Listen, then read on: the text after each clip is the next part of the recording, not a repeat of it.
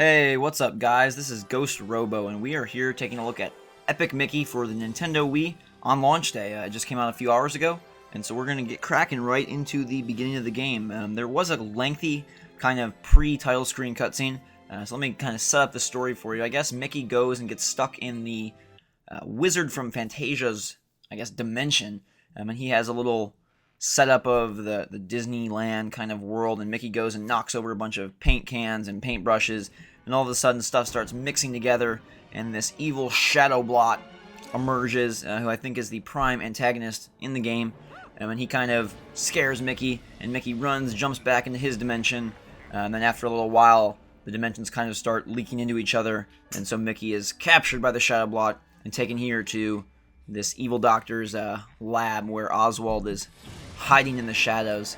And as you'll notice already, Epic Mickey pulls on a very wide range of Disney characters. You're not going to find the typical Donald, Goofy, Minnie. It's more of the outlayers and outsiders of the Disney universe, and I think that's actually really cool. It doesn't have the mainstream appeal, I guess, as much as something like Kingdom Hearts, where you've got Donald and Goofy right on the front cover.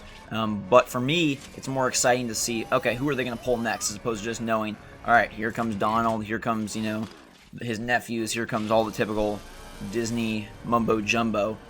So the cutscenes look pretty good, and I really like the design of Mickey. I think they kept him simple, and the fact that you get to play Mickey in more of a quote-unquote modern style game is pretty cool, as they here try to plunge out his heart, apparently, kind of a very villainous way for a Disney game to start out. And that's something that I've noticed right off the bat, that it plays just like any other game with any other skin. There's no real liberties, or I guess there's a lot of liberties taken with the Disney license, in terms of not sticking to a formula that Disney would require. And I hope that continues throughout the game, and there's no dumb choice moments where they refuse to let Mickey do something dastardly. There is the shadow blot.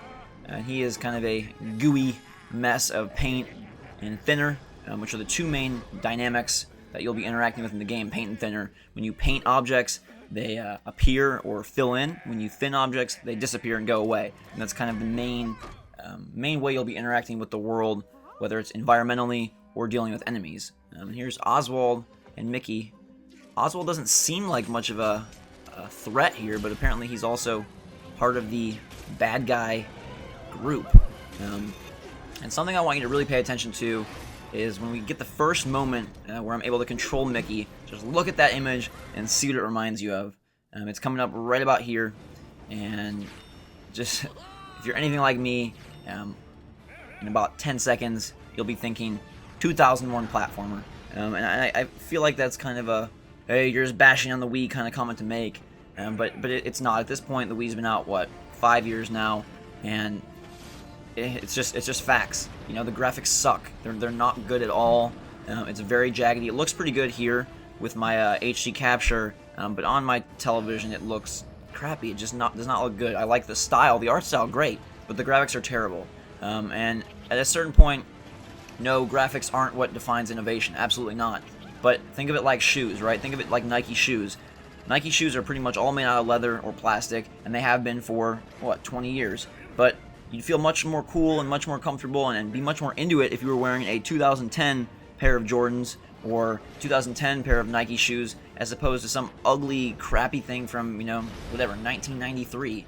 And it's the same material, same functionality, but it's a new coat of paint, and it looks cool. And that's really what Epic Mickey is missing so far for me, and what majority of the Wii games are missing. Everything from Donkey Kong Country Returns. Yes, are they palatable? Sure. Is it horrid to look at and wince-inducing? No, but it doesn't look that great. And I feel like anything that makes you hesitate for a second, especially when you first start a game, is not a good thing. It's just like in an open world game, the first time you face a choice that is very heavy-handed or very cinematically driven, that you have no interaction over, that kind of ruins that experience. Or the first time a texture glitches out and you're like, oh yeah, this is a game, it's not a realistic experience.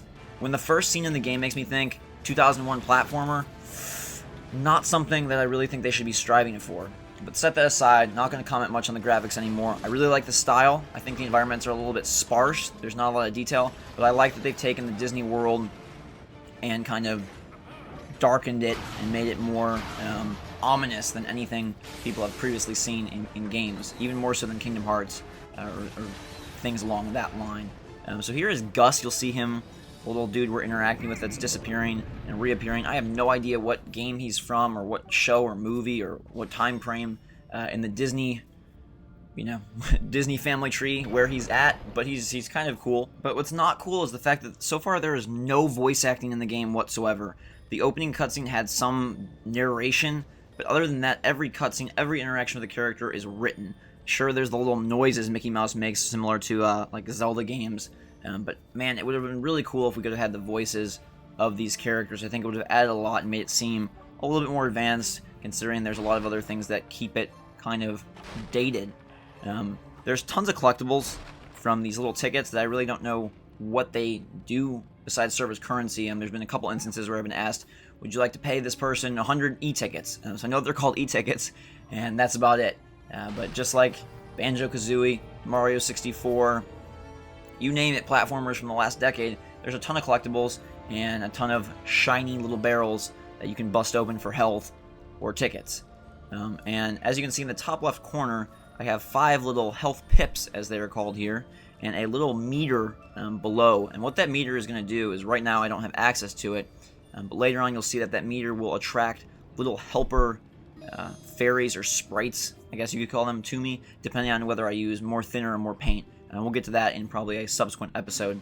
Of course, you got your trusty chests, and here we're going to collect pins, which, again, I have no idea what they do, if they're just a check mark on your 100% checklist, or if they're going to serve some purpose. I've collected a lot of them. I've tried to get every single one I could find. He says it's a collectible pin, and that it commemorates specific events, but I don't see how a bronze pin really commemorates much of anything, but that's okay. Control-wise, it handles alright. The camera is kind of crappy. There is a button to center the camera directly behind Mickey, but when you're in some tighter platforming spots, and things kind of get narrow at times, especially because you have an option to paint over areas, so you can make the bridge or path as thin or as wide as you want to make it, the camera can get definitely a lot spotty at times. Here it's not so bad because we're kind of in a more pulled out perspective, but when you get into corners and the camera tries to zoom in more, it does get a little bit tricky to manage. Overall, I think the game is a lot of fun so far. I've put in about 2 hours, and I'm really enjoying what I've played. Again, aside from the graphical component, which it does look pretty good here. I'm watching this as I record this commentary, and it looks pretty sharp, but I can assure you that it's not this sharp on a normal HD TV. I like the look of these cutscenes. I've heard some people complain that, it's kind of low-grade animation, but I kind of like the splotchy nature. I think it goes along a lot with the game, fits in nicely, and it's a lot better than if they try to use the 3D models in-game for cutscenes. I think it adds kind of an extra flair to the game. There are a lot of different art styles, though. You go from fully rendered cutscenes to in-game action to these cartoony cutscenes. Later on, you'll see some black and white sections and things of the sort. So it's all over the place. And the fact that it can handle all that and look all right is impressive. Had it been on the 360 or PS3 or something in true high def, it would have looked a lot better. And Mickey is starting to leak his skin all over. And apparently we've soaked up some of the phantom blot or shadow blot, and I believe that's going to lead to sort of how he can fall down more of a evil path, although I know they've said it's not going to be completely evil, more of a negative path as opposed to a positive. That will probably play into effect later. So here's the main mechanic in the game. You've got thinner on the left and paint on the right. Green thinner, blue paint. These sections here are kind of the tutorials and don't really have much impact. You can just see that it's kind of highlighting the areas of where you're going to be able to use paint and thinner. And every time you use paint and thinner to fill in an area, you typically get more paint or more thinner. So far I've not had any issues with, I'm low on thinner, so should I be careful and use it here? I think you're going to pretty much have a full stream of supply whenever you need it, because anytime I break open a crate or a bucket or, again, fill in an area, it seems to be giving me what I need. If I'm low on thinner, I get thinner. If I'm low on paint, I get paint. If I'm low on health, I get health.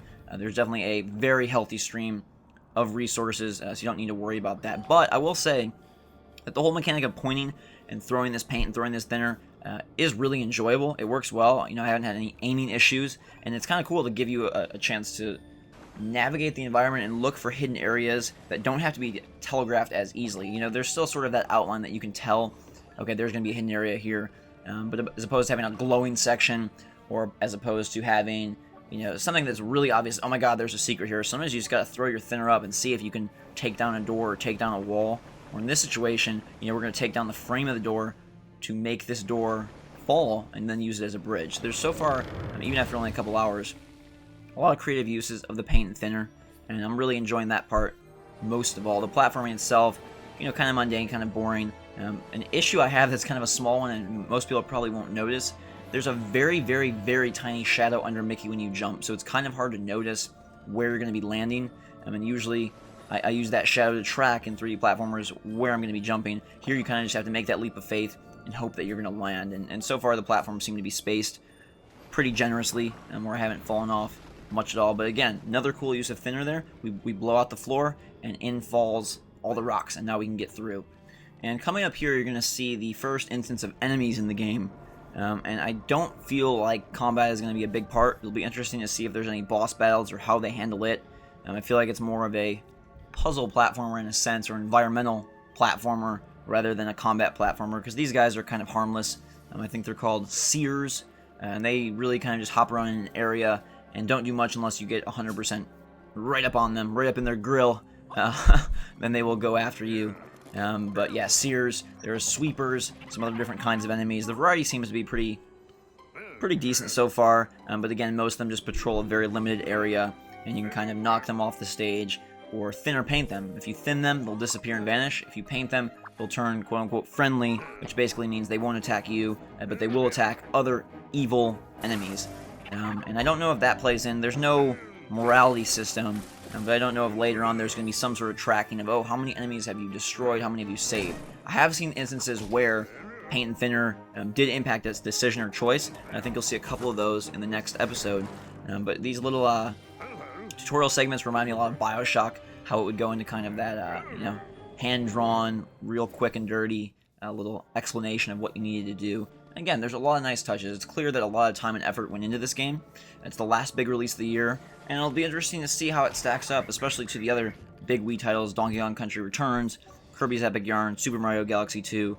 We'll see how that all pans out in my big Game of the Year countdown early next month, which you can definitely look forward to. I'll be counting down my top 10 games of the year from 10 to 1, and I hope that Epic Mickey can fit in there. Of course, I want every game to be great. And you'll see here me trying to friendify these seers, and now they don't bother me. And then that's something that you can use pretty much throughout the game to handle the enemies, which again leads me to believe there's going to be very little confrontation. If all I need to do is throw some paint on a guy to get him away. Your only real attack is a spin move. Shake the Wiimote and you spin to open crates or destroy walls or different things like that. But attack-wise, I think it's all going to be about paint and thinner, and therefore I'm kind of fearful of that boss battle that seems to be inevitable, where I have to squirt thinner at the big glowing spots. But we'll see. Who knows? Maybe they'll not have bosses altogether.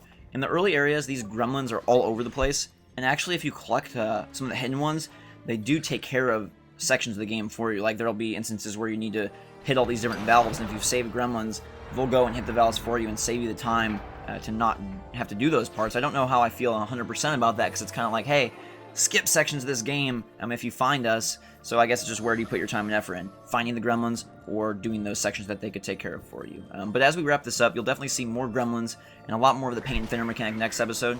So I want to say thank you very much for watching, and until next time, we will see you later.